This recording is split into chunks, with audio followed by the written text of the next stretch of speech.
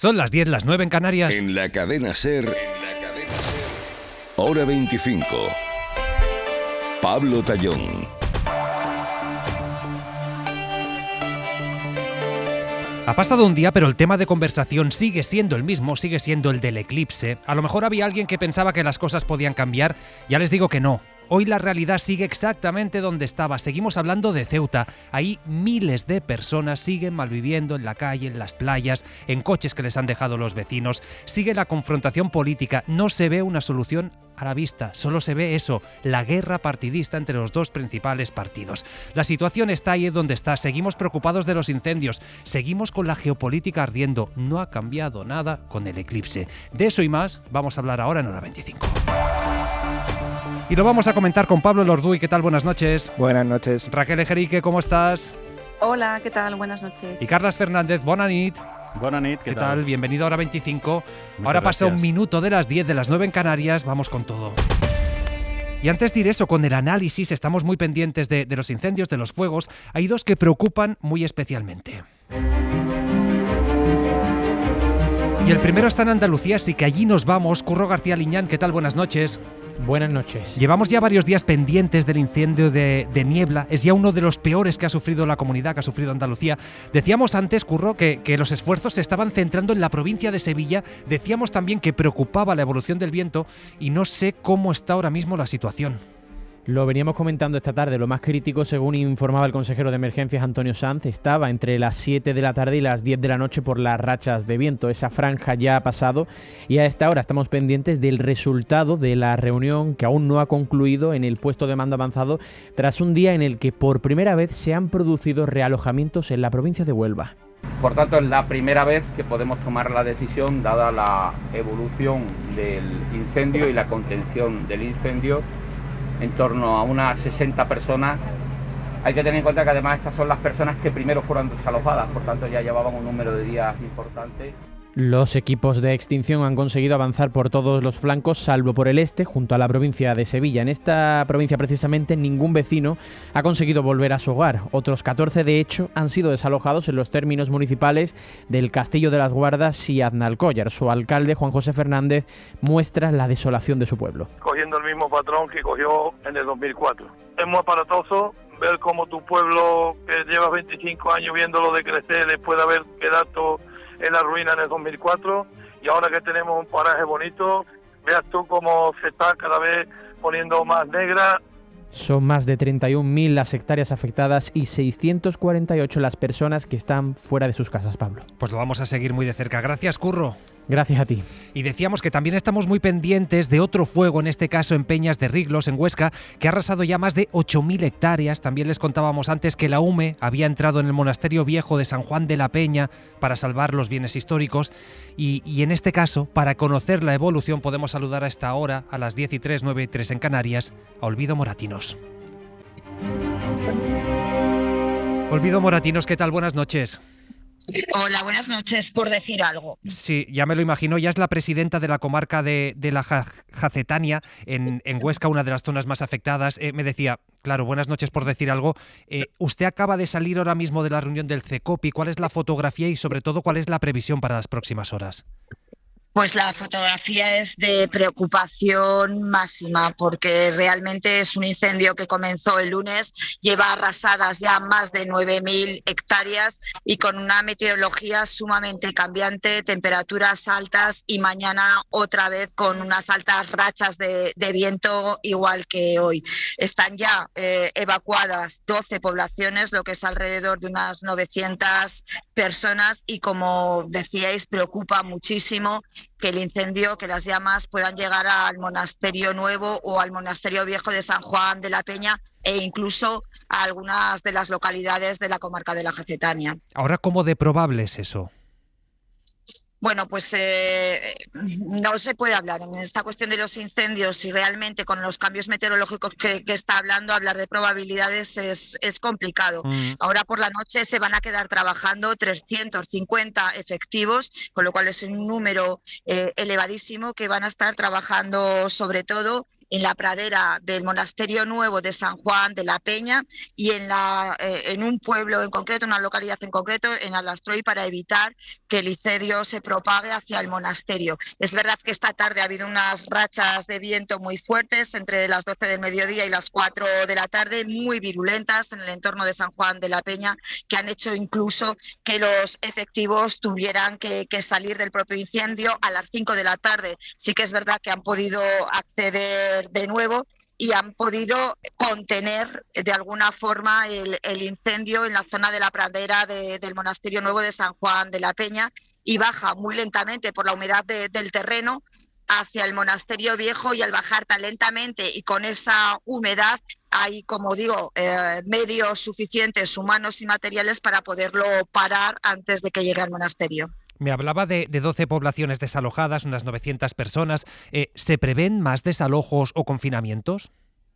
Bueno, pues ahora mismo, a día de hoy, están confinados Puente la Reina de Jaca y Santa Cilia de Jaca por humo, porque realmente todo el territorio, porque ahora mismo en Jaca incluso también caen cenizas del cielo. Quiero decir que está todo el territorio con ese viento tan cambiante, realmente con un humo muy fuerte. Y hay previsión desde esta mañana, preaviso de desalojo desde esta mañana en el pueblo de Atarés y en el pueblo de Bernués, que pertenecen al municipio de Jaca.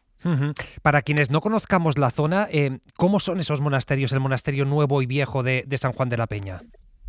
Bueno, pues yo creo que es algo que debería conocer todo el mundo. El monasterio de San Juan de la Peña es la cuna del Reino de Aragón, es el origen del Reino de Aragón. Son unos monasterios, especialmente el monasterio viejo, realmente históricos, patrimoniales, y que en el territorio se los ama, se les quiere y está en el corazón de todos los jacetanos. Es verdad que no es la primera vez que van a sufrir un incendio en su entorno, pero es verdad que un incendio tan virulento, tan complicado y tan alarmante como el que está pasando ahora mismo, hace mucho tiempo que no ha pasado. Decíamos que en el caso del viejo, la UME incluso ha ido a salvar bienes históricos. ¿De qué tipo de bienes históricos hablamos?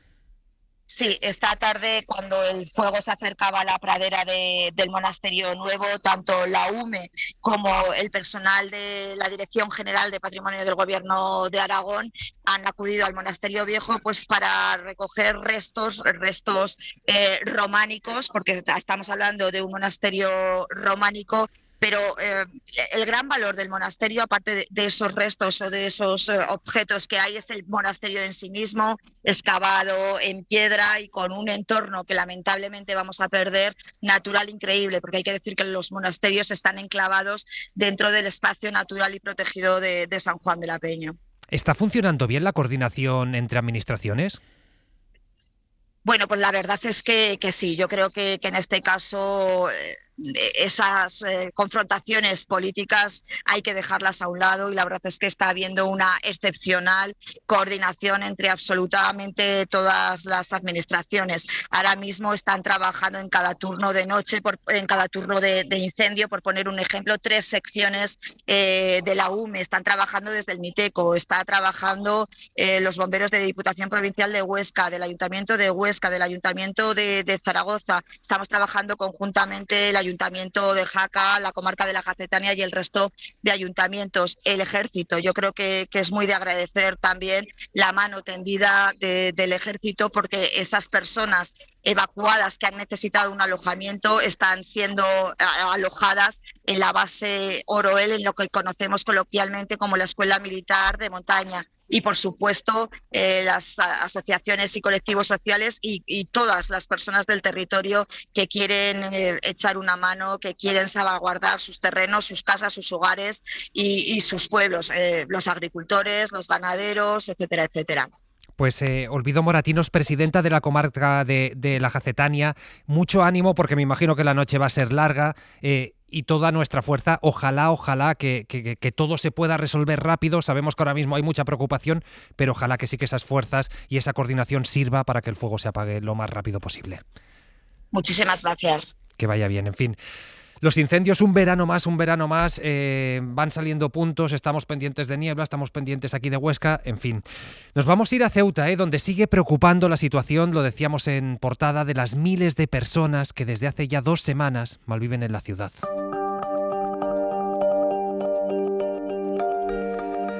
El gobierno inicialmente hablaba de 2.000 personas, hoy ha elevado su propio cálculo a 5.000, pero lo cierto es que no se dispone de una cifra exacta. Sí que sabemos que son muchísimas personas y que preocupa especialmente la situación de los menores y más concretamente de las menores. Son situaciones muy preocupantes porque ves el miedo de volver a sus países de origen. En cuanto hablas con ellas empiezan a decirte pues Marruecos no.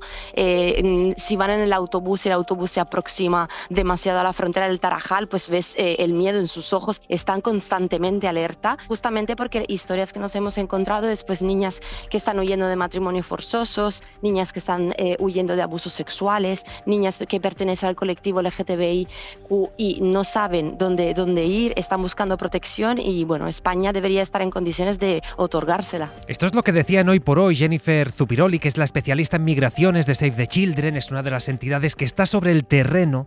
Como sobre el terreno vuelve a estar nuestro enviado especial a Ceuta, Nicolás Castellano. Buenas noches, Nico. Hola, Pablo, ¿qué tal? Buenas noches. Oye, tú has podido hablar con algunas de estas niñas, pero también con muchas de las personas que llevan ya medio mes, es que se dice pronto, medio mes malviviendo en la calle, en la playa, en coches que les prestan los vecinos. No sé qué te han contado, no sé cómo se encuentran, qué esperan que pasen los próximos días. ¿Cuál es la fotografía, Nico? Pues la fotografía a esta hora de la noche es la de la niebla lúgubre que está cayendo ahora en parte de la costa de Ceuta. Estamos cerca del centro ahora mismo, un poco más lejos de la frontera por la cobertura. Y la foto también en las calles es la de, al menos la del centro, de total normalidad. Están las terrazas llenas, la gente haciendo su vida. Pero cuando uno sale un poquito fuera de este centro administrativo y empieza a recorrer, por ejemplo, las calles del Príncipe, nos volvemos a topar con Ahmed, que ya escuchábamos aquí en Hora 25, el presidente de la Asociación de Vecinos, que hoy, 2 semanas después, dice que esto ya es insostenible. Igual o peor, porque, bueno, en las circunstancias que estamos siguen estando las niñas igual, están en las mismas condiciones, no ha cambiado nada. Lo único es que se ha afiliado a unas 260 niñas, pero solo afiliadas y pasar por el triaje médico. Pero estamos esperando a esperar que abran algún centro para poder meterlo, porque es que ya estamos cansados, nosotros las cosas no nos van a aguantar para tanto y queremos que esto se agilice, que sea más rápido, que sean competentes y que lo hagan súper rápido, porque estas niñas están vulnerables y están en la calle. Ahmed nos habla en una cancha donde hay esas 260 niñas, Pablo, bajo unos toldos azules donde se reparten comida, algunas compresas, y nos dice que ya esto es insostenible, que no entiende cómo ni la Administración del Estado ni la Ciudad Autónoma 2 semanas después es capaz de dar una respuesta logística. Por eso asistimos a uno de esos repartos de comida, donde llega más gente. Como dice Marian, otra de las voluntarias, hoy se han quedado ya sin prácticamente existencia. Pues cada día vienen más personas. Hoy hemos dado 550, pero se han quedado casi unas 400 personas sin comer. Cada vez hay más personas. Sobre todo niños. Campo, ahí están ahí las niñas, no hay tanto, así que es verdad. ¿Cuántas niñas hay? 200. Más de 200. Es que cada vez vienen Marian más. nos va hablando y inmediatamente llegan después unos voluntarios de otra ONG, traen más comida y otra vez se monta la cola, Pablo, al inicio de esa asociación de vecinos. Un poco más abajo, en esa cancha,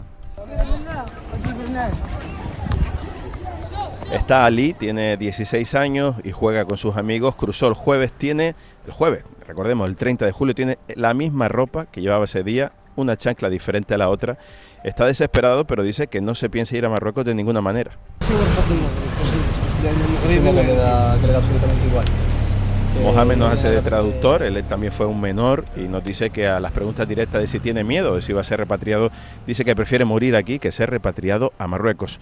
Miriam, en todo caso, de la Asociación de Vecinos, dice que tanto el gobierno como la Ciudad Autónoma no están dando datos reales. Eso era un barrio, aquí venían niños y hemos tenido que parar, porque en 2 días hemos recogido 4.860 personas y eso seguían viniendo. O sea que nadie sabe exactamente cuántos niños hay en Ceuta. Hay, no. Contados lo que hemos contado aquí, se sabe que hay 4.800, pero hay más. Ese es el dato, Pablo, 4.800 solo en la Asociación de Vecinos del Príncipe. El gobierno ha dado hoy a través de Marlaska unos 1.800 menores filiados. La ciudad autónoma hace sus propios cálculos. 2 semanas después, un país como España, con capacidad logística demostrada para responder a cualquier crisis humanitaria, cualquier catástrofe, no tiene los datos de cuánta gente está en las calles de Ceuta, ni mayores ni menores, y tampoco ha sido capaz de responder como merece un país como este, ¿no? Nico, aguanta, porque citabas ahora a Marlaska. Marlaska efectivamente se ha reunido hoy con el presidente de la ciudad, con Juan Jesús Vivas, del Partido Popular.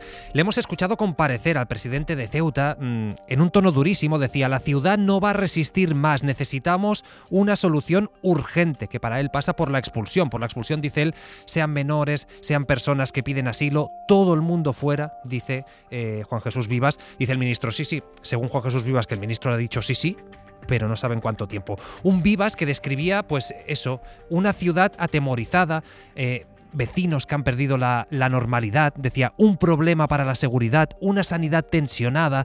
Insistimos, la solución de Vivas es, ante todo eso, pues que todas las personas que han entrado se vayan por donde han venido. Para nosotros, la única solución, la única salida es el retorno a Marruecos de todas las personas que llegaron con motivo de la invasión, de la entrada masiva. Por tanto, retorno a Marruecos, por tanto, ninguna regularización, ningún asilo, ningún traslado a la península.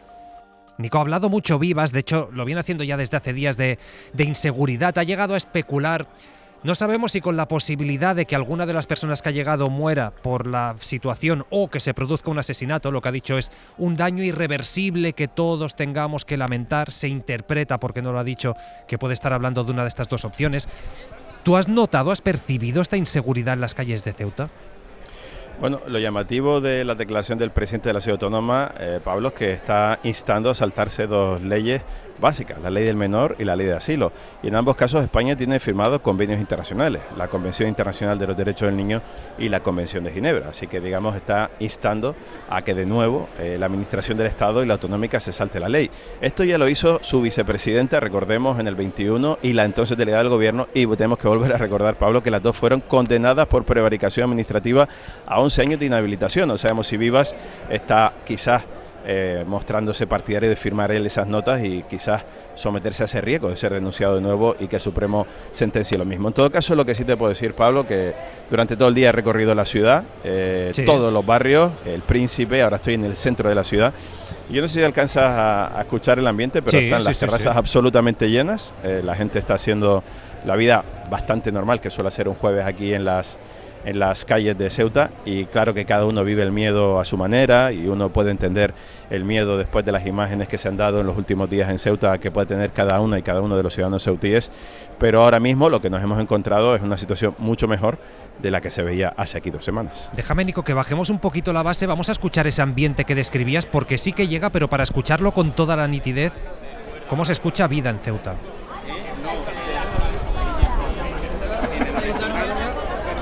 Se escuchan risas, se escucha gente cenando, que es evidente que si vas a la playa, que en la calle te encuentras gente, es decir, no es la vida normal, seguro, Nico, que tenían los vecinos de Ceuta, claro. No es el apocalipsis tampoco que algunos quieren vender.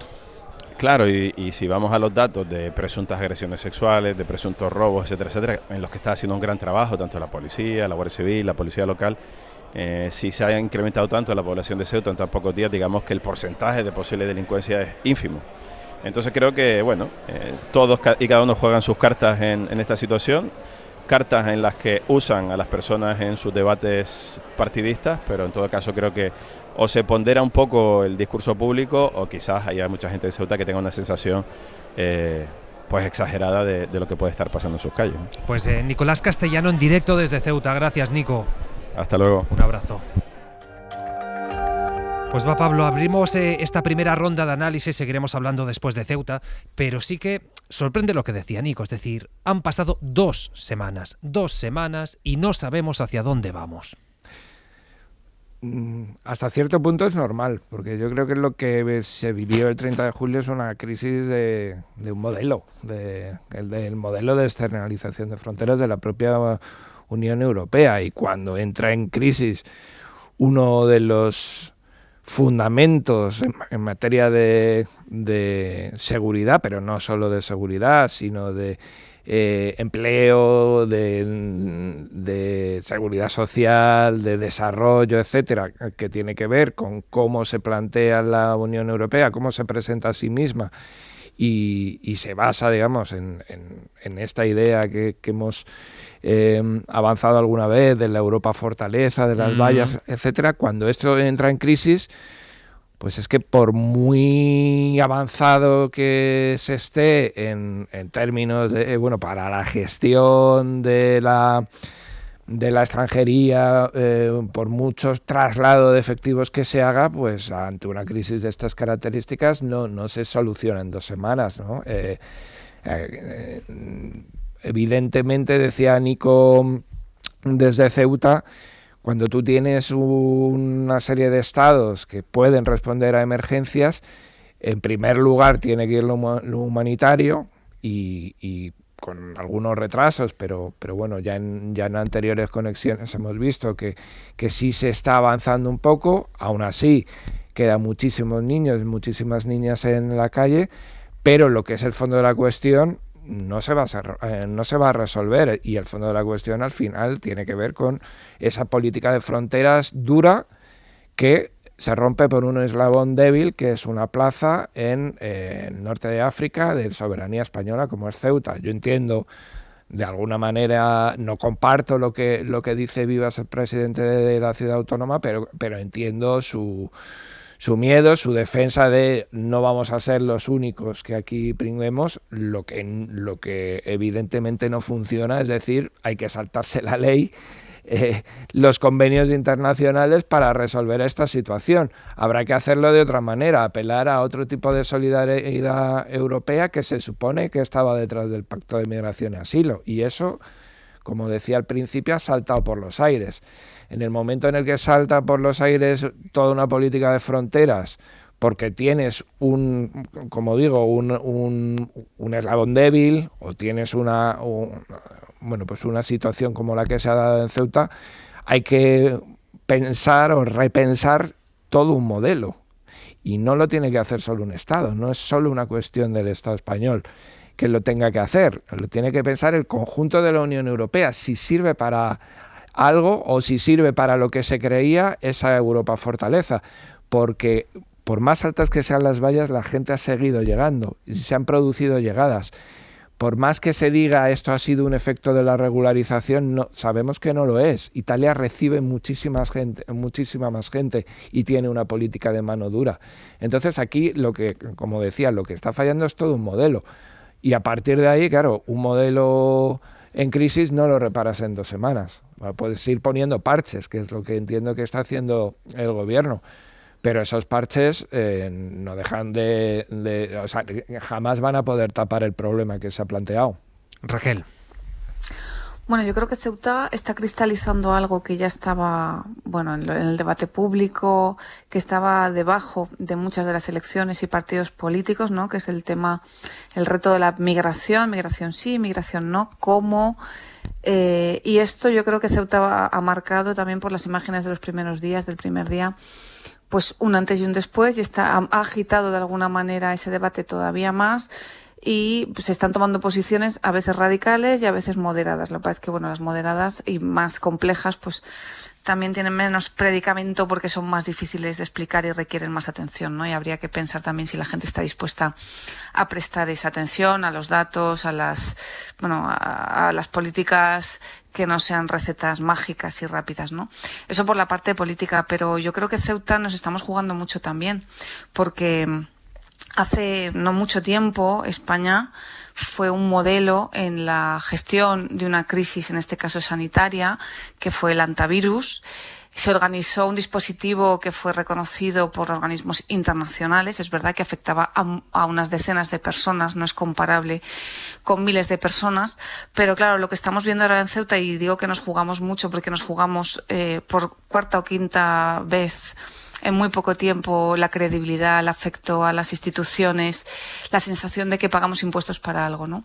Y nos lo estamos jugando porque, siendo una crisis de muy difícil manejo, mucho más que el antivirus, por supuesto, yo me da la impresión de que no se le está prestando quizá la atención proporcional a la emergencia que supone. Primero, tener una cantidad de personas en la calle que no sabemos exactamente ni cuáles, ¿no? Esto yo creo que es el primer problema, porque para diagnosticar y resolver algo, primero hay que saber cuál es la magnitud de ese algo, ¿no? Vivas, el presidente dijo hace unos días que eran 12.000, 13.000 personas. Marlaska sitúa a 5.000, en torno a 5.000 que van a ser expulsadas.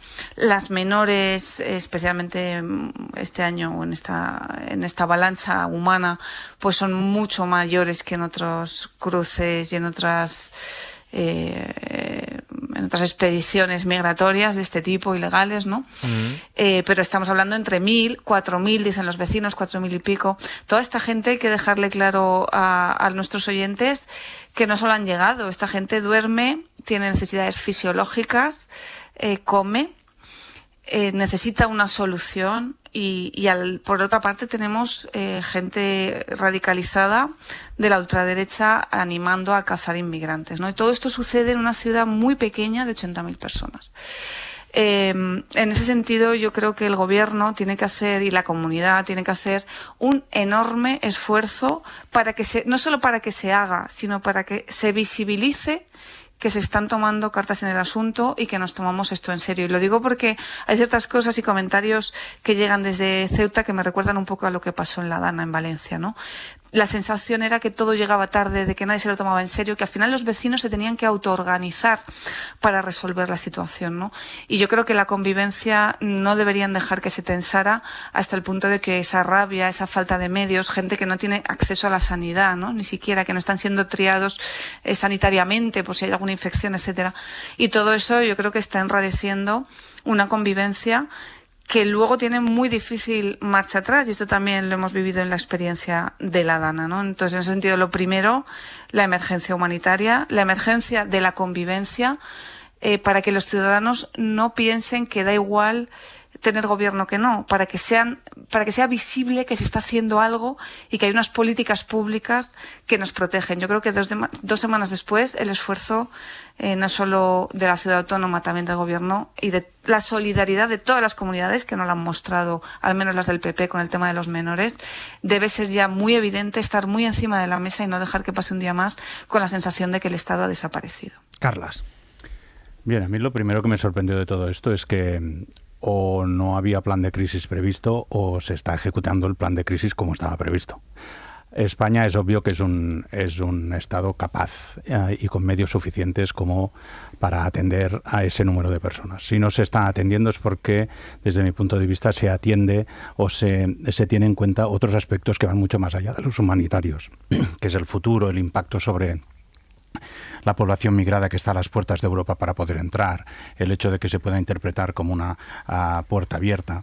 A mí me sorprendía me sorprende, ¿no?, que el presidente de una comunidad, de una ciudad autónoma como la de Ceuta, hable de invasión y de invasores. 5.000 niños yo creo que no pueden ser calificados de invasores. Y como bien decía Nico, si suscribimos tratados internacionales es para algo. A estos 5.000 niños se les tiene que dar atención ya. Y España está infinitamente capacitada para evacuarlos de Ceuta y llevarlos a donde toque llevarlos para que sean bien atendidos. Si no lo hace, no es por una cuestión de medios, no nos vayamos a engañar. Esto no es Venezuela después del terremoto. Y lo que ha pasado allí, digamos, se trata de evacuar a personas. Evacuar a personas desde Ceuta se pueden evacuar muy rápidamente. Por lo tanto, los equilibrios que tiene que hacer Defensa, los equilibrios que tiene que hacer Interior, los equilibrios que tiene que hacer Pedro Sánchez no tienen que ver solo con la parte humanitaria, y esto a mí es lo que más me disgusta, que contemplando otros puntos de esta crisis, ¿no?, que tienen que ver, pues esto, con la presión que puede hacer Marruecos, con la Unión Europea, con Italia, con todo esto haga que se retrase la atención a estas personas. Yo creo que, de acuerdo, hubo un hecho absolutamente trascendente, que es que 70.000 personas entraron de golpe en Ceuta, muchas de ellas volvieron. Esto ya pasó, quizá toca analizar para que no vuelva a pasar, pero lo que ha pasado y ahí hay que dar resolución. Y que haya tantísimos niños, a mí, o sea, oír la narración de Nico y después el corte de voz del presidente Vivas, pues la verdad lo lamento muchísimo, porque el presidente no tiene en cuenta las realidades que muchas de las personas que han acudido allí están viviendo. Es que lo cierto es que no parece que la política esté ayudando a resolver la situación. Bueno... Y es que saben que el PP ha dicho que quiere conocer la posición del gobierno sobre esta acogida de los menores que están ahora mismo en Ceuta, cómo se van a acoger en las comunidades. Pues bien, a pesar de que tanto populares como Moncloa, por lo menos la parte socialista, comparten que la solución definitiva es que estos niños y adolescentes vuelvan con sus familias, a pesar de todo esto, los de Feijóo han vetado esta cuestión en la conferencia de infancia de finales de mes que se convocó precisamente para hablar sobre ese reparto. Adriana Jordán, buenas noches. Hola Pablo, buenas noches. Hoy se ha celebrado una reunión técnica, una reunión preparatoria y los gobiernos del PP han sumado sus fuerzas para sacar este tema del orden del día. Aquí el argumento, Adriana, es que el gobierno a día de hoy ni siquiera sabe cuántos menores no acompañados hay en Ceuta. Sí, eso argumenta el Partido Popular, que no sabe cuántos son ni cómo están. El día que Interior ha apuntado esa cifra de 1.898 menores no acompañados en Ceuta. El PP da por hecha su parte en la reunión con Infancia, que se ha respaldado esa partida extraordinaria de 25 millones de euros para que la ciudad autónoma refuerce su sistema de acogida, y evitan debatir sobre el sistema de solidaridad entre las comunidades autónomas. No quieren mover en el PP el foco de presión sobre el gobierno. Jaime de los Santos es el vicesecretario de Educación e Igualdad del PP. Pero España no quiere, no puede, no sé qué es peor, porque si no quiere está demostrando que no está a la altura de un gobierno que debiera ser responsable, y si no puede, ¿a qué están jugando? Los populares evitan ser categóricos con la acogida de migrantes en sus territorios. Profundizan en el relato duro. En el retrovisor está Vox, que ha plantado hoy al Ministerio y con quienes han firmado no más menas en sus coaliciones. Han pactado también hacer oposición total y frontal en la distribución de niños por otras regiones, y en eso rema esta estrategia. Aunque no hay que olvidar que amparar a estos niños es imperativo legal. Pues sí. Pero mientras, como decíamos, el gobierno mantiene públicamente que su objetivo es devolver a quienes entraron de manera irregular a Ceuta, a Marruecos, también los menores, pero no dice cuándo. De momento, el ministro Marlaska, en su visita a la ciudad, ha anunciado un refuerzo de la Brigada de Extranjería, que es la que se encarga precisamente de las expulsiones de los mayores de edad. Javier Bañuelos, buenas noches. ¿Qué tal, Pablo? Buenas noches. No disponemos de datos de cuántas personas migrantes han sido expulsadas en los últimos días, pero sí de cómo se ha reforzado la seguridad. Desde Interior nos cuentan que desde la llegada masiva ya se incrementó un 40% más o menos el número de agentes de la Policía Nacional, de la Guardia Civil, y que ahora, de cara a los próximos días, esta presencia se va a multiplicar por 3 y más, ¿eh? Sí, el refuerzo es acorde a los avisos lanzados de nuevo por el CNI, también por los servicios de información de las Fuerzas de Seguridad del Estado, de cara a ese nuevo llamamiento del día 15 de agosto. Esta vez no se deja nada en manos de la improvisación. Ahora mismo en Ceuta están desplegados 880 policías y también 714 guardias civiles. Estamos hablando, Pablo, en total de casi 500 agentes más desde la entrada masiva que vimos en Ceuta hace tan solo unos días. Allí continúan cerca de 5.000 migrantes, no los 2.000 que dijo el ministro del Interior la semana pasada. Hoy Fernando Grande Marlaska habla de 5.000 personas, de los cuales la mayoría, dice, serán expulsados a Marruecos. El que no tiene derecho a residir aquí, y es la inmensa mayoría, van a regresar a Marruecos a la mayor inmediatez. Y os doy el ejemplo también de aquellos que han cometido algún delito. ¿Sabéis cómo inmediatamente y por disposición expresa de este ministerio se ha pedido al Poder Judicial la autorización para la sustitución de las penas y también para proceder inmediatamente a su expulsión? De momento se han tramitado ya 500 expedientes de protección internacional. La mayoría, según el ministro del Interior, se han rechazado y se trabaja ya en su expulsión. De hecho, se van a incorporar 20 policías de la Brigada Central de Extranjería para agilizar la tramitación de todos los expedientes. Claro, estamos hablando mucho de cómo ven los socialistas esta crisis de Ceuta, de cómo la ve el PP, pero menos de cómo la ve el socio de gobierno, de cómo la ve el espacio de Sumar. Así que a esta hora, a las 10:33, 9:33 en Canarias, podemos saludar al coordinador de Izquierda Unida y líder de Por Andalucía. Antonio Maillo, buenas noches. Buenas noches. ¿Usted se siente orgulloso de la respuesta del gobierno de coalición a la crisis de Ceuta? No una cuestión de orgullo, sino de cumplimiento de la ley. Y esa es la garantía que nosotros queremos plantear y la que se está haciendo, porque por mucho que se haga en titulares sobre traslado masivo, usted sabe que la normativa y el marco jurídico que tenemos en un país como España, que defiende los derechos humanos, tiene que ver con la situación individualizada. Y así se está haciendo en el Ministerio de Infancia y Juventud con los menores, donde el marco jurídico impide cualquier tipo de devolución colectiva, y así se tiene que hacer también con los adultos. Evidentemente se puede acelerar o no el ritmo de devolución, pero lo que se tiene que garantizar es el cumplimiento de la norma que establece que son procedimientos individuales y que se hagan más rápido o menos rápido. Tiene que ver con la eficiencia en la administración, pero nunca fuera de la ley. ¿Pero se siente cómodo con el discurso? Es decir, que todo el acento esté puesto en todos se van a ir de vuelta para Marruecos. A mí no me identifico con el discurso defensivo de Grandes Marlaska, entre otras cosas, aun entendiendo la dificultad de gestionar una crisis humanitaria como esta, porque no compartimos lo más esencial, que es la estrategia y postura que tiene el Partido Socialista y la parte socialista del gobierno con respecto a Marruecos. Y no la compartimos porque entendemos que su política de apaciguamiento no ha servido para nada, ha sido un fracaso, no ha tenido una respuesta leal por un gobierno y un Estado que desprecia incluso la vida de sus ciudadanos, es decir, que ha permitido con su irresponsabilidad la muerte de 142 personas que tendrán y estarán en la conciencia, si es que la tienen, del Estado y del gobierno marroquí, y que no hay que olvidar que en este debate no podemos poner el foco en las víctimas, hay que poner el foco en los responsables de quienes han provocado esta crisis humanitaria. Ahora vamos a ir efectivamente al papel de Marruecos y a esa discrepancia que existe respecto al socio mayoritario del gobierno, pero por poner sí el acento en las víctimas, en los débiles, los más débiles son los menores. ¿Usted entiende que 2 semanas después todavía no se sepa cuántos hay en Ceuta, que no estén censados, que no estén protegidos? Podemos hablar de casi 2.000 menores que tienen una urgencia ahora mismo por parte del gobierno, como se está haciendo, que es atenderlo y sobre todo garantizar que no duerman en la calle. Esa es la prioridad. Y en ese sentido hay que agradecer la actitud que están teniendo numerosas organizaciones y gente a título individual, ofreciéndose para atender a estos menores mientras se atiende algo que ha desbordado absolutamente.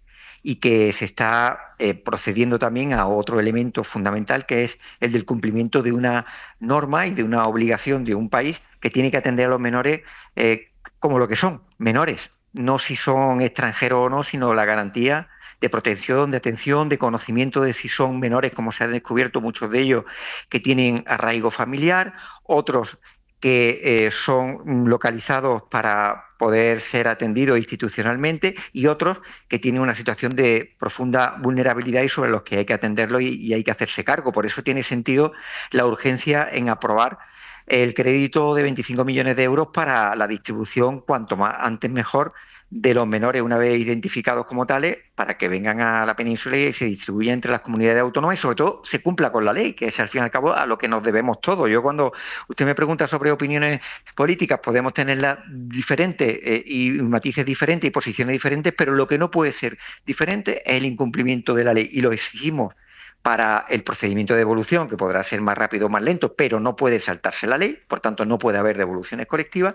Y en segundo lugar lo pedimos también por los menores para garantizar un sector que es muy vulnerable, que tiene que ser atendido con la máxima prioridad y que hay que agradecer la solidaridad de mucha parte de la sociedad ceutí en la atención a unos menores que necesitan pues no dormir en la calle, y que esa es la principal prioridad que tanto del gobierno como de las instituciones del gobierno de Ceuta. Lo que fíjese que la reunión para abordar este reparto, esta acogida entre las distintas comunidades está fijada para finales de mes, que ya serían 2 semanas más en esta situación precaria, muy precaria, pero es que además tenemos al Partido Popular con las idas y venidas. No sé si usted como líder de Por Andalucía tiene la certeza, la seguridad de que Juanma Moreno Bonilla va a aceptar esta acogida, teniendo en cuenta que también depende de Vox. Moreno Bonilla prevaricaría si no la acepta. Es decir, que él lo sabe, que no puede incumplir la ley. Tiene un vicepresidente que es un matón, que ha estado anunciando en mensajes en redes sociales que no se va a autorizar la atención a menores no acompañados, llamándolos despectivamente menas, es decir, cosificando a menores que están en una situación vulnerable. Y Moreno Bonilla no tiene otra solución que atender a los menores que se acuerden en la distribución, porque hay que cumplir la ley, y el Partido Popular y el gobierno andaluz sería un escándalo que no lo cumplieran, y como él, todos los demás gobiernos. Por tanto, ese planteamiento que usted me dice de intentar evitar el cumplimiento de la ley, pues entrarían en un...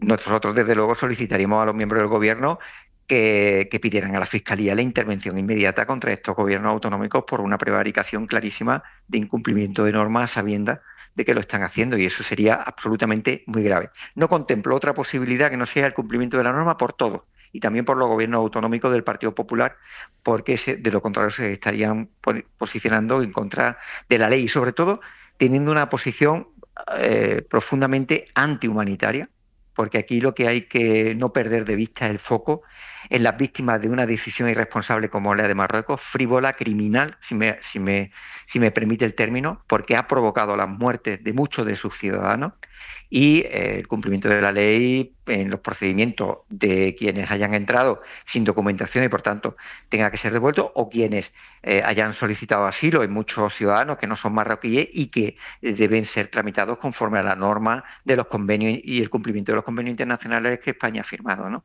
España no es Marruecos. España no es Marruecos, y al ministro de Justicia de Marruecos hay que decirle que esas pretensiones de incumplimiento de lo que ellos mismos firman no forma parte de un Estado serio, forma parte de un Estado como el de Marruecos, que dista mucho de ser un Estado respetable en términos de derecho internacional. De momento y esto lo ha sabe... demostrado, porque esta crisis humanitaria no podemos perder de vista que ha generado 142 tragedias en forma de pérdida de vida, 142 familias sufriendo por la muerte de sus seres queridos, y 142 familias por la frivolidad, la frialdad y el uso geopolítico, para hacer geopolítica, de Marruecos frente a España, usando a sus propios ciudadanos y sirviéndose de la pérdida de la vida de sus propios ciudadanos. Claro, lo que pasa es que, yendo al pragmatismo, pongamos por caso que España rompe relaciones con Marruecos, que le reprocha todo lo que ha sucedido. Usted sabe que es tan fácil como que Marruecos diga, pues pasad y que pasen, que es lo que ocurrió seguramente, según muchos expertos, hace 2 semanas. ¿Qué se hace ante eso? Es que nosotros lo que defendemos es una buena vecindad, pero una buena vecindad tiene que basarse en unas relaciones horizontales de igualdad, de respeto y de lealtad. Y ni ha habido igualdad, ni ha habido respeto a los acuerdos, ni ha habido lealtad. Mire, aquí hay una falta de una evidencia en la coordinación que hay del CNI español con su homólogo marroquí, porque o este los engañó o les ocultó información. No pueden pasar desapercibidos muchedumbre y olas de personas andando desde Tetuán a Ceuta, o desde Tánger a Ceuta, sin que los servicios de información lo detectaran. O el CNI fracasó en que sus informantes se lo advirtieran, o fracasó en confiar en quienes no son confiables como su homólogo marroquí. Y en segundo lugar, nosotros queremos buena vecindad, cumplimiento de normas, y no tener un Estado que está, por un lado, beneficiándose con 500 millones de euros que le da la Unión Europea para el control de fronteras, una política absolutamente también fracasada con la externalización de fronteras a terceros países, que después las convierten en chantajes con territorios fronterizos, como en el caso de España, y con un país que evidentemente demuestra que los actos de buena voluntad y de colaboración no son entendidos como una relación de buena amistad, sino como una posición de debilidad de España ante Marruecos. Y yo creo que ante la constatación de todos estos hechos es evidente que tenemos que estar por una apuesta por unas buenas relaciones. Nosotros nunca hemos defendido romper relaciones con Marruecos, mucho menos con los que nos une con el pueblo marroquí profundos lazos de amistad, complicidad y convivencia, sino poner orden en exigir un criterio de reciprocidad en las relaciones internacionales, de respeto mutuo, de cumplimiento de los acuerdos que se toman y de lealtad para tener una buena vecindad, pero es evidente que Marruecos... Pero eso ya se pide, ¿no? Se pide, no es recíproco, y ante la constatación que no lo es, ¿qué? Pues ante la constatación que no lo es, nosotros solicitamos ante la crisis humanitaria la llamada consulta del embajador lo solicitamos en su momento, hace 2 semanas, prácticamente al día siguiente de la crisis, cuando el propio presidente Sánchez hablaba de que eran las mafias, y yo creo que sí, era la mafia, pero es que la mafia principal es la de Marruecos. Y creo que tenía que haber llamado a consultas como una señal de firmeza. Pero también hay que entender cómo de pronto lo que nosotros pensábamos que íbamos a recibir de solidaridad de la Unión Europea, nos vemos con países que aprovechan esta crisis para arremeter contra España, y a nosotros nos pareció muy lamentable la actitud de países como Italia o países como la propia Finlandia, que recibió la solidaridad de España cuando tuvo la crisis en la frontera con Rusia de refugiados de Oriente Próximo. Es decir, se ha producido una situación, vamos a llamarla así, como una especie de cóctel de varias situaciones muy complejas, pero eso no quita que España tiene que transmitirle a Marruecos que quiere buena vecindad, pero que también es firme en la defensa de nuestros intereses y sobre todo en el cumplimiento de las normas, porque si no hay cumplimiento de normas y de acuerdos, entonces lo que nos queda es una relación de una suerte de guerra fría en el norte de África que nadie quiere. En este cóctel, me decía, los servicios de inteligencia tuvieron que fallar, ya sea porque los informadores de Marruecos no les pasaron información o porque no la vieron venir. ¿Alguien debe asumir responsabilidades en el lado español, por lo tanto?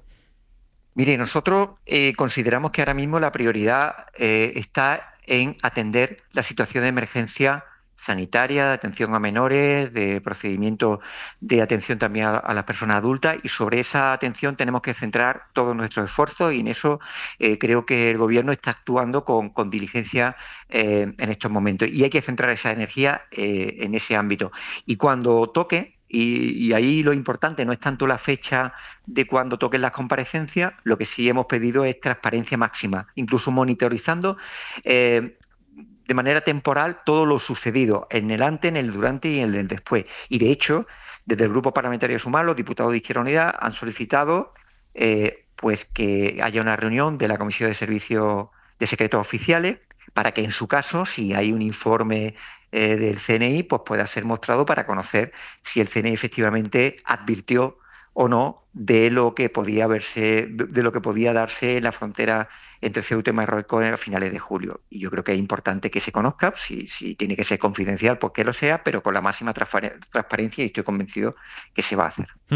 Pues Antonio Maillo, coordinador de Izquierda Unida, líder de Por Andalucía, muchas gracias por haber estado esta noche en Hora 25. Muchas gracias a vosotros, buenas noches. Buenas noches, ahora lo comentamos. Hora 25. Pablo Tallón. Venga, va, seguimos con Pablo Elordú y Raquel Ejerique, Carlas Fernández. Raquel, seguramente lo que hemos comentado con Maillo, también lo que escuchábamos antes del posicionamiento del PP, que va virando, que empezaba de no vamos a coger, sí que vamos a coger, pero vamos a boicotear la reunión para coger, ejemplifica pues la dificultad política de dar una respuesta a esto, pero por el camino lo importante es lo que decíamos antes, que es que hay miles de chavales que ahora mismo no tienen un futuro claro. Bueno, y que son rehenes ahora mismo de una situación política en la que nadie quiere pasar por el que sea blando con la migración. ¿Por qué? Porque, bueno, y esto el CIS lo va diciendo, estamos convirtiendo una sociedad seguramente en mucho la ventana esta de Overton, ¿no? De la que hablan de lo socialmente aceptable, ¿no? Lo que aceptábamos antes era, o lo que no aceptábamos antes era el racismo, la xenofobia, o al menos quien lo era, lo intentaba disimular. Y ahora estamos caminando, no solo España, evidentemente, sino con el influjo tremendo de las políticas de Donald Trump y también dentro de la Unión Europea, de algunos estados que abrazan ya clara y sin complejos, claramente, y sin complejos, la xenofobia.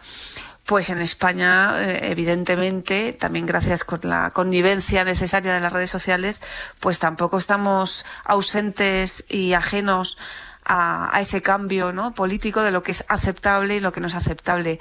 Realmente, si en vez de hablar de menores venidos de Marruecos o incluso mayores de edad venidos de Marruecos, estuviéramos hablando, como ha sucedido, de personas de clase media de Ucrania a quienes aceptamos y acogimos, y todas las comunidades autónomas y el gobierno estuvieron de acuerdo y de brazos abiertos, porque evidentemente electoralmente eso no asustaba a los partidos, porque no temían perder votos, porque no temían ser ser perjudicados en el tema de la migración de personas pobres, y digámoslo claramente, ¿no? Porque aquí ya no es solo la raza, el país de origen, la religión, hay un componente evidente de si esas personas vienen a traer su dinero o vienen a trabajar y no tienen dinero en este momento, ¿no? Y necesitan ayuda, y eso yo creo que es un componente racista, pero también aporofóbico, ¿no? Que es el concepto filosófico que explica que tenemos miedo al pobre, ¿no? O rechazo al pobre, rechazo a quien no me pueda dar nada a mí a cambio de lo que yo le dé a él.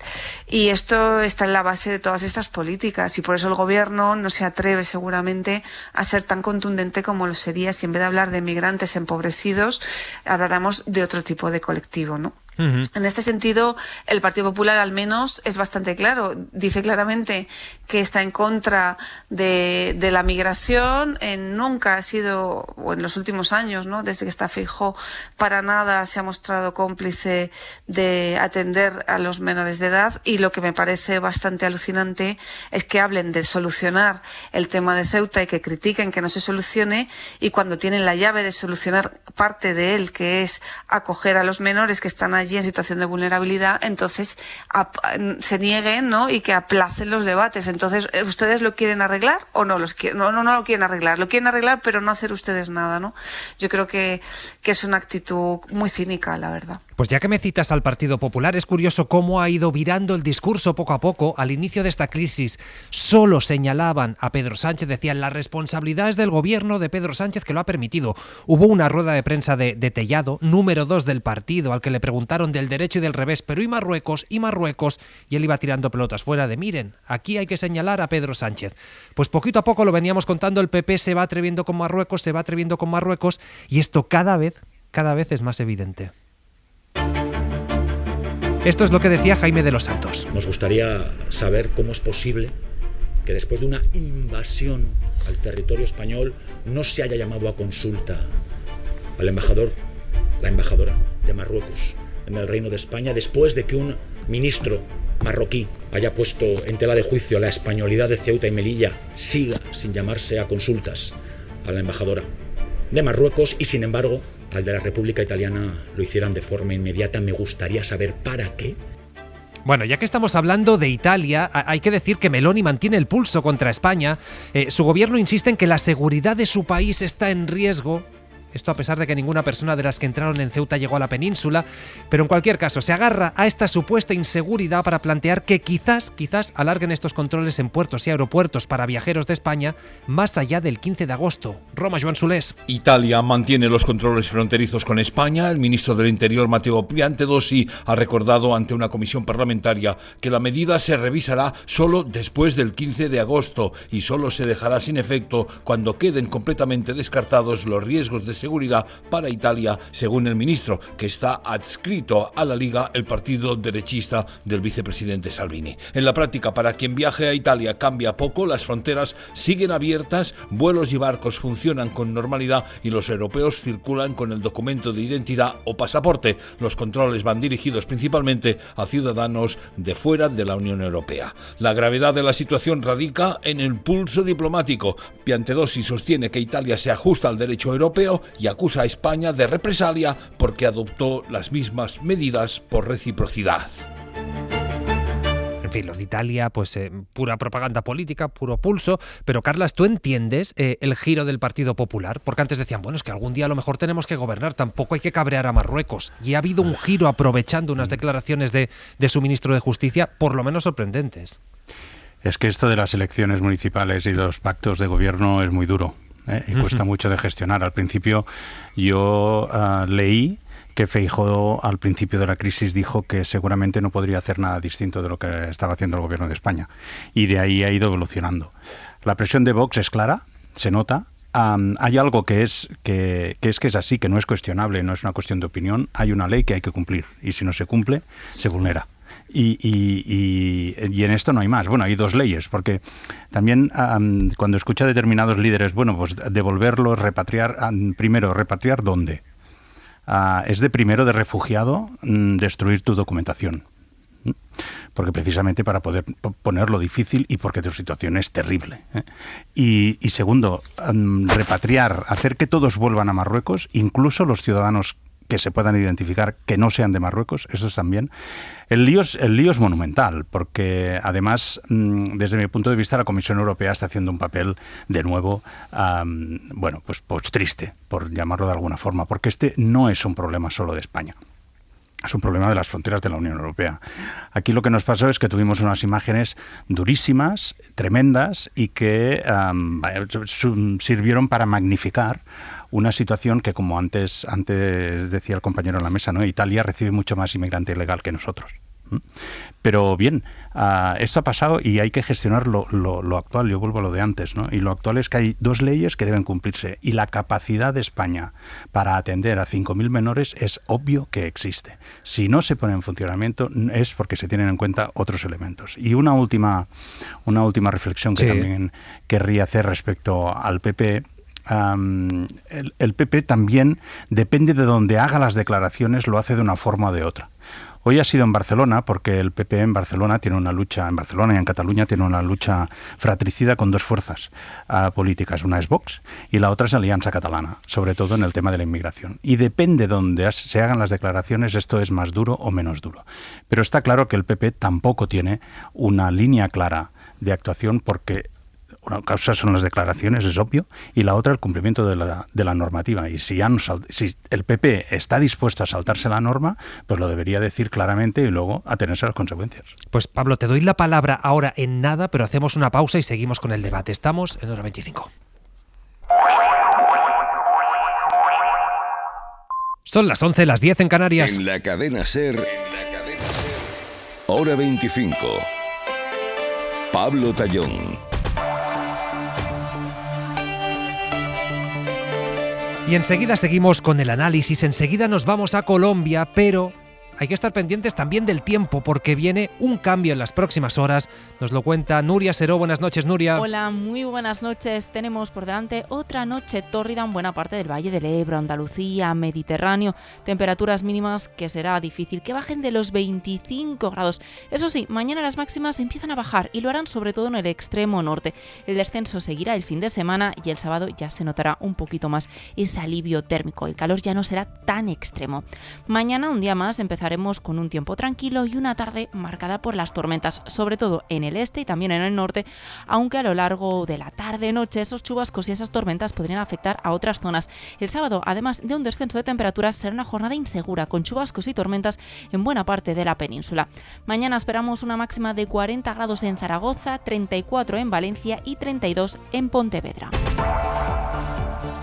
Y madre mía, la actualidad está candente, también el mercado de fichajes. Álvaro Benito, buenas noches. ¿Qué tal, Pablo? Buenas noches. La noticia es Ferran Torres, principio de acuerdo con el Paris Saint-Germain a cambio de 50 millones de euros. Lo cuentan Santi Ovalle y Nil Solá desde Radio Barcelona. Ferran Torres, el hombre que hizo a España campeona del mundo por segunda vez en su historia, se va al Paris Saint-Germain de Luis Enrique Martínez. Además, noticia de última hora en los europeos de atletismo que se están celebrando en Birmingham. Segunda medalla para España después de la de Marta García en 5.000, la de Mo Atawi, bronce en los 800 hace apenas unos minutos. Y además hablaremos a partir de las 11:30 de otra de las noticias del día, la Supercopa de España, que ya va camino de los 10 años sin celebrarse en España. Supercopa de España que no se celebra en España, no será en Arabia Saudí el año que viene, ya que se tiene que celebrar allí la Copa de Asia. Va a ser en Estambul. La van a jugar del 2 al 7 de febrero Real Madrid, Real Sociedad, Fútbol Club Barcelona y Club Atlético de Madrid. Pues esto y más en media hora en El Larguero. Gracias, Álvaro. Adiós. Hasta ahora.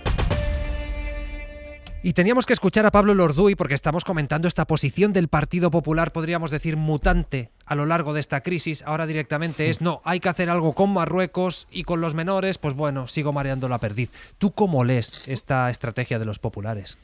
Hay un problema, ¿no?, con la política o con cómo percibimos la política de partidos, que es esta idea de que de las crisis se aprovechan hasta los andares, ¿no?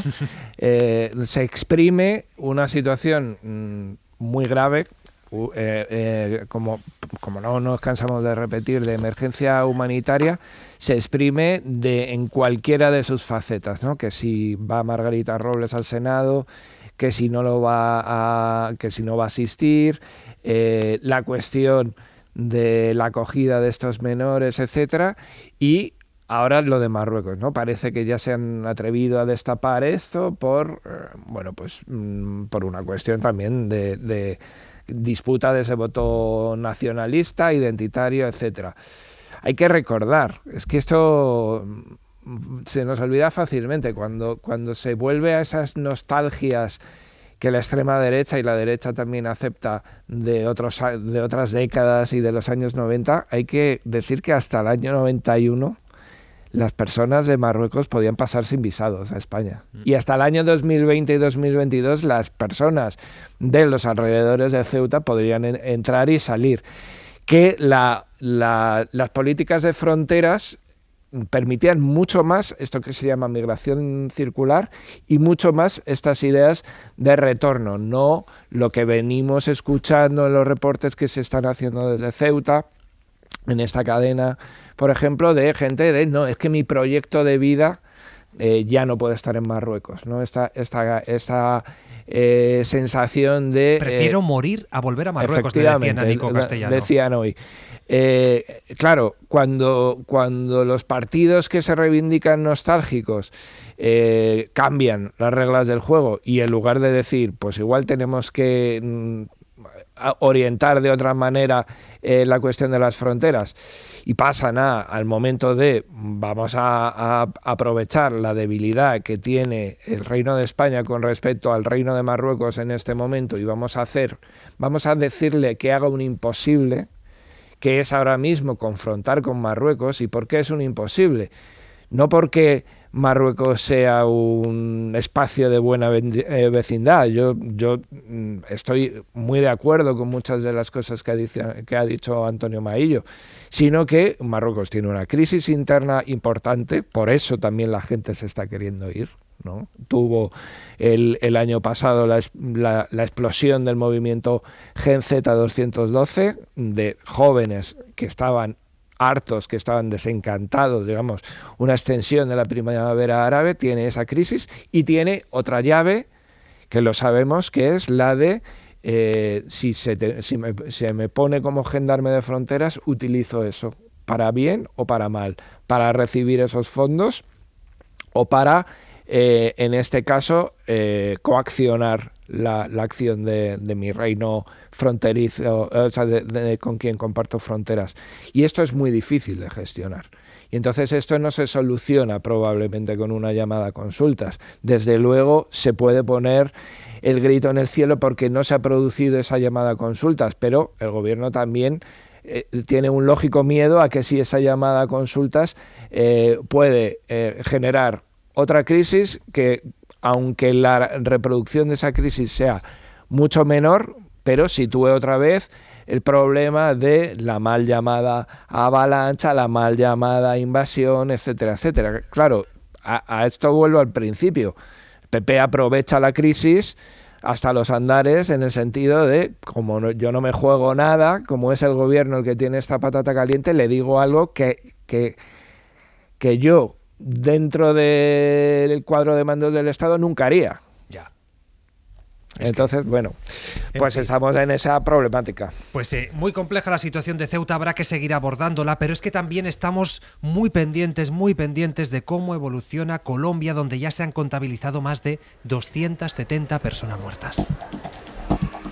Hablamos de 273 muertos, uno de ellos españoles, y han pasado las 72 horas clave para rescatar a víctimas con vida, pero lo cierto es que bomberos, policías, militares no pierden la esperanza, siguen buscando entre los escombros, y ahí sigue Berta Reventós. ¿Qué tal, Berta? Buenas noches. ¿Qué tal, Pablo? Buenas noches. Buenas tardes para vosotros. Berta, no sé cuál es ahora mismo la situación, si se está pudiendo atender bien a los heridos, si todo el mundo que se ha quedado sin casa y que no puede volver pues a ella, que no puede ir a casa de un familiar, si todas estas personas tienen donde dormir. ¿Cuál es la situación ahora ahí en Colombia? Todas no, todas las personas que han quedado sin casa no están atendidas correctamente, digamos, pero en el lugar en el que me encuentro ahora es el Coliseo, un polideportivo en Pereira, reconvertido en refugio de manera temporal. Aquí hay decenas de damnificados que han quedado sin casa y necesitan un techo. Muy bien, súper bien organizado todo. No hemos pasado ninguna necesidad, nos han suplido todo.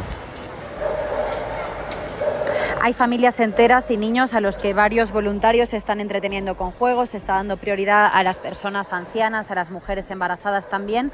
Sobre el parquet de la pista deportiva se han dispuesto colchones donde duerme la gente y en general hay un ambiente tranquilo y muy colaborativo.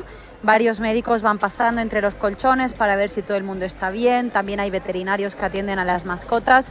La comida, según todas las personas con las que hemos podido hablar, es suficiente y mediante un censo se están repartiendo también bolsas con productos de necesidad básica para las personas que no necesitan un techo, sino que simplemente necesitan hacer una compra en el mercado, pero todavía no han abierto los comercios, así que se está brindando desde aquí.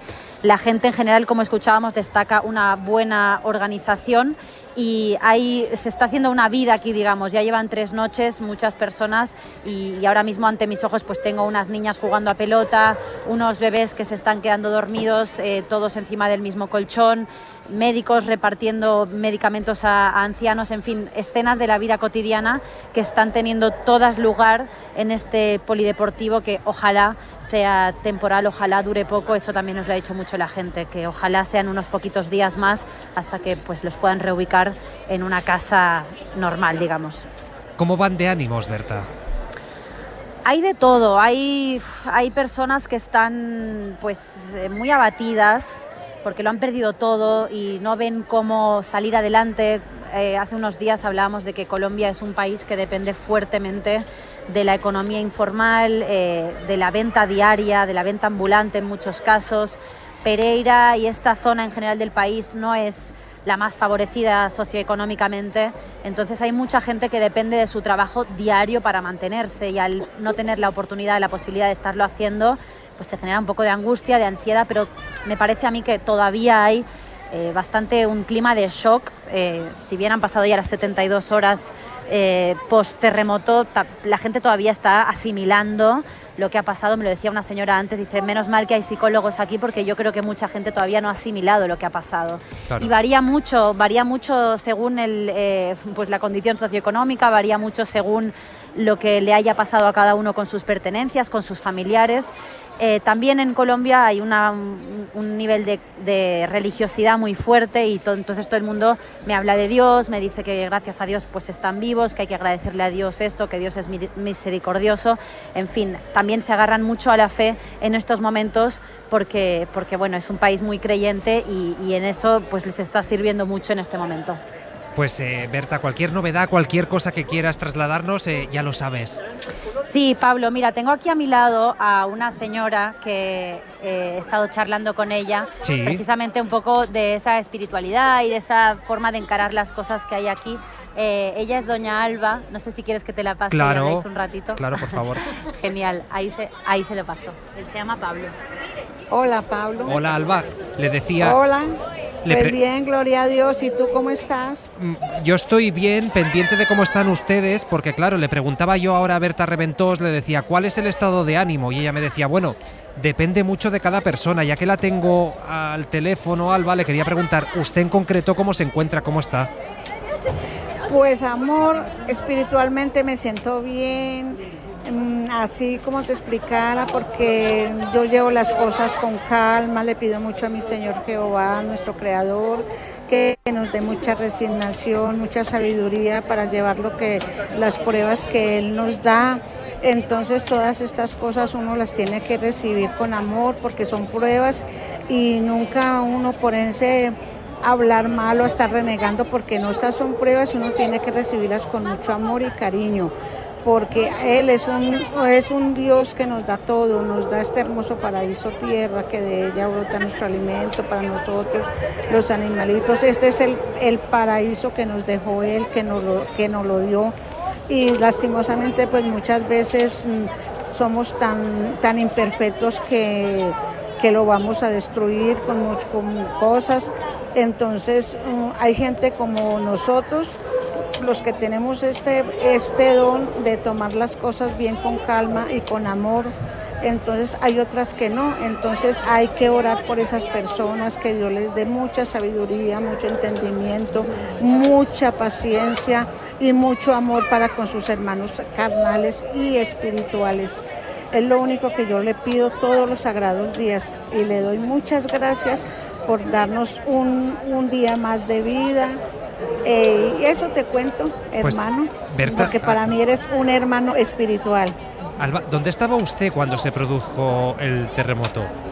Amor, estaba en mi hogar, en mi casita con mis 3 hijos y con un nietecito, pero bueno, Jehová Dios nos protegió, mi casita sufrió unos dañitos, pero bueno, eso no es nada, principalmente el amor y la vida y la paciencia, amor. Pues qué bien, Alba, nos alegramos un montón de que esta fe le sirva para sobrellevar una situación como esta. Mucho ánimo y ojalá que pueda usted y toda su familia reunirse bien pronto en casa. Un abrazo enorme desde España y mucha fuerza.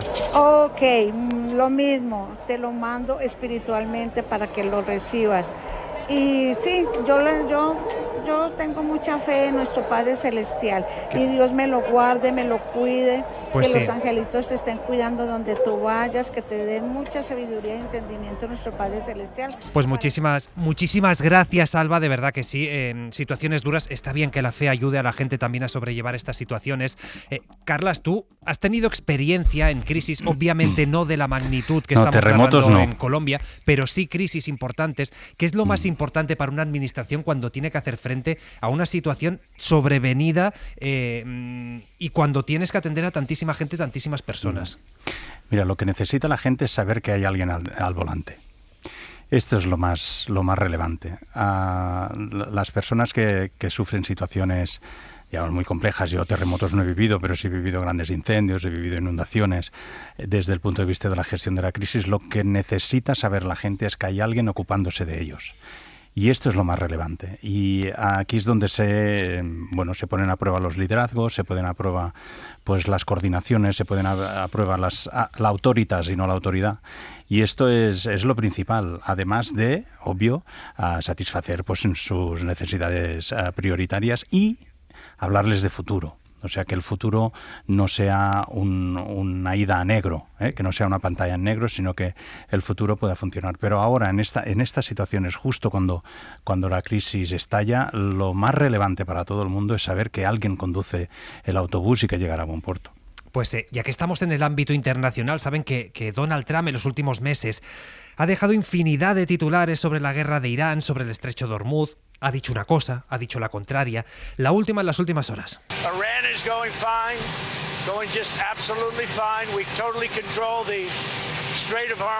Asegura que las conversaciones con los iraníes van bien, que Estados Unidos y solo Estados Unidos es quien controla ahora mismo el estrecho de Hormuz, algo que el régimen iraní desmiente. Y no solo eso, sino que advierte a la Casa Blanca de que en este conflicto están calculando muy mal sus fuerzas. Claro, ante tanta confusión la pregunta es, pero ¿exactamente dónde estamos? Y quien la puede contestar desde Oriente Medio es Elena Pelicano. Buenas noches, Elena. Buenas noches. A ver, vamos a ver, hasta donde sabíamos, el estrecho sigue prácticamente cerrado, pasan poquísimos barcos cada día. Esto está obligando a los países a tirar de sus reservas de petróleo para que no haya escasez, para que el precio del barril no se dispare todavía más.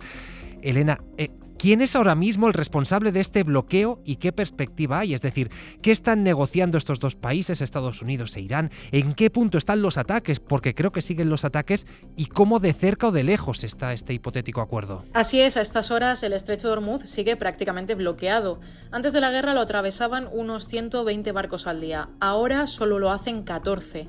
Irán mantiene el control del paso y exige que Estados Unidos levante el bloqueo naval sobre sus puertos, retire sus fuerzas de la región y suspenda las sanciones. Todo ello a cambio de reabrir esta vía marítima. Washington, en cambio, asegura que controla este paso y dice que puede mantener el bloqueo indefinidamente.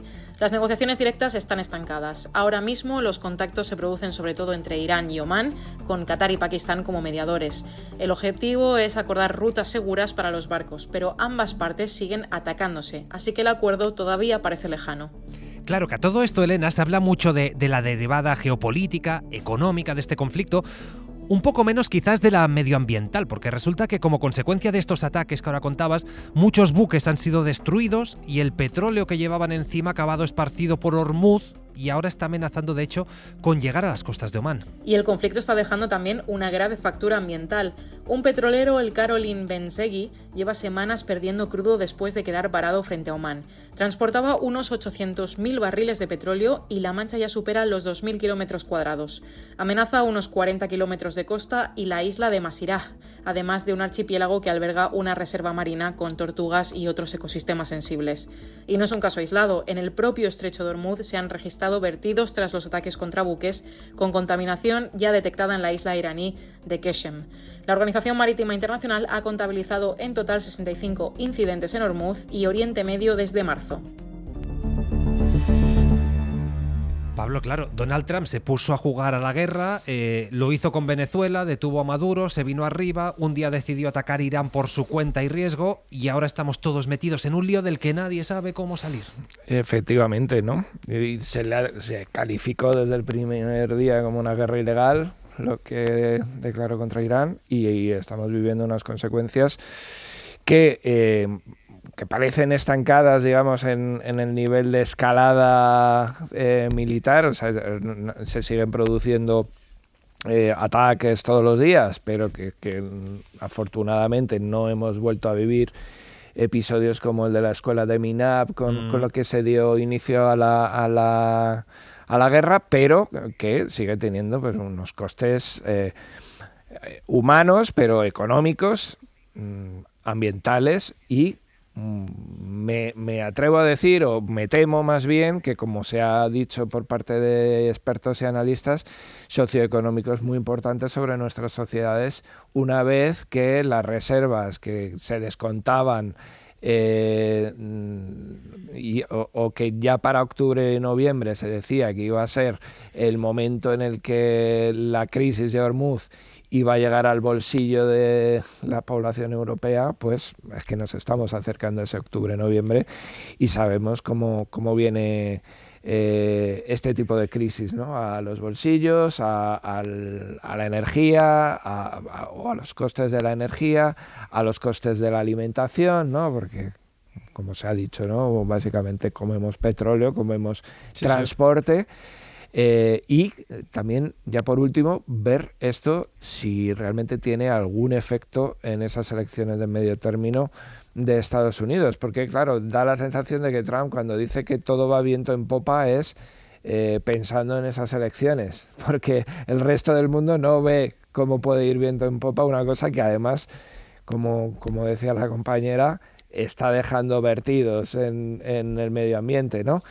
Bueno, pues cuando estamos viendo cómo la crisis climática afecta a los incendios, que además nos digan que estamos calentando el mar, como se han dicho en las últimas semanas, y esta escalada bélica pues también genera estos vertidos, pues dan ganas de, como decía la canción, de dejarse las venas largas, ¿no? Claro, de hecho, Raquel, decía ahora Pablo, esto se acaba notando en el bolsillo. Bueno, es que hemos conocido hoy el dato ya definitivo de la inflación de julio, ha sido algo mayor incluso de lo esperado. Ante eso el gobierno tiene que activar los mecanismos que ya puso en marcha en su día para intentar contener precios, sobre todo del diésel, de la gasolina, etcétera. Es decir, es un conflicto que inició una persona, un país, una potencia que se creyó que el mundo era suyo, y ahora hay múltiples consecuencias que llegan hasta la última persona del planeta, casi. Bueno, sobre todo es que a día de hoy todavía nadie sabe decir o explicar por qué se inició esa guerra. Porque ha habido muchas versiones, porque el yerno de Trump tuvo una revelación, porque Netanyahu forzó y le convenció de que había un ataque inminente. También hubo una versión que era para liberar a esa población subyugada y esas miles de mujeres obligadas a llevar velo, una explicación que recuerdo perfectamente que el Partido Popular en cierta manera compró, ¿no?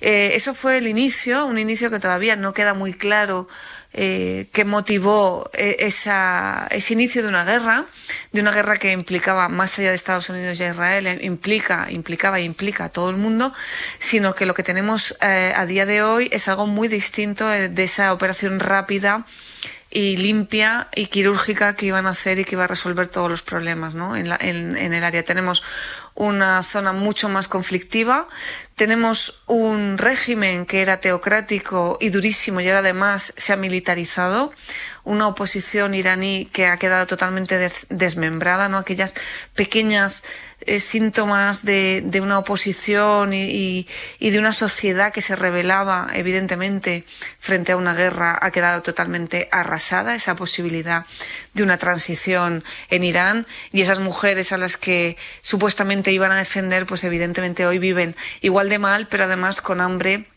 con la electricidad racionada, con la comida racionada, con mucho más miedo y con una situación de mucha mayor inestabilidad. O sea que desde cualquier punto de vista esta intervención, que como digo está fuera de todos los estándares internacionales de la legalidad y que ni siquiera conocemos el motivo real, pues ha sido un auténtico desastre para Irán y para el resto de la zona, y por supuesto también lo es y lo va a ser para el resto del mundo. Y mientras, Carlas, Donald Trump va diciendo está a punto, está a punto, está a punto. Uy. Pero nunca llega a ese punto. Sí, si tuviéramos la paciencia de recopilar hemeroteca, pues no sé cuántas veces habrá hecho este anuncio, ¿no? Es curiosísimo cómo la personalidad de Donald Trump es capaz de negar y afirmar lo mismo y lo distinto en un día, en dos o en tres, ¿no? El mismo día o 2 días antes que conocemos que por una operación secreta lo sacaron de un avión porque había un riesgo de atentado contra él, pero dejando el avión lleno de periodistas, de su equipo y demás, ¿no? O sea, es un personaje que yo no alcanzo a comprender.